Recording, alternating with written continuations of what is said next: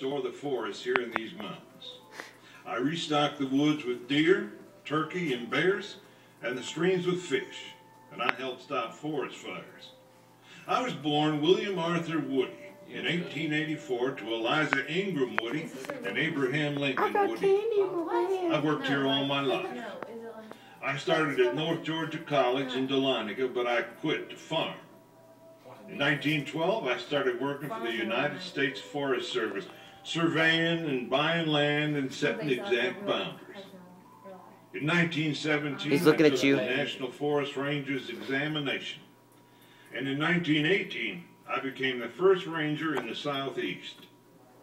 Now, back when I was just 14 years old, I saw my father kill the last deer in the North Georgia mountains.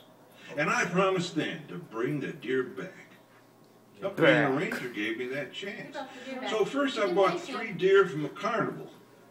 Then I went to the Pisgah National Game Preserve in North Carolina, and I bought 5 fawns, and I named them Nimble, Billy, Bessie, Nancy, and Bunny Girl. There's your first mistake. Then later I bought 14 more.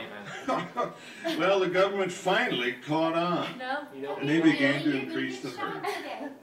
Now, I ain't one for official rules. I'm a big man. I'm comfortable in woodsman's clothes and wear brogans when I have to wear them for walking on sharp rocks or rain, or when I'm going to the lawn, or maybe when a dignitary's coming.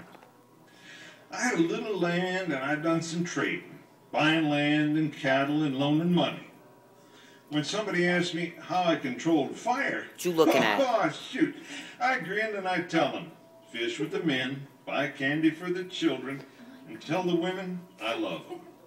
But I also keep a bloodhound chained to track firebugs and poachers.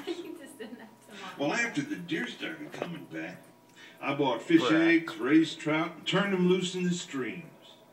Of course, roads and education was needed, and the government said they could improve the roads but not build them. So with mules and scrapers, I built a trail to Dahlonega, then wrote Washington. Told them I had a road to improve, and they could come and do it.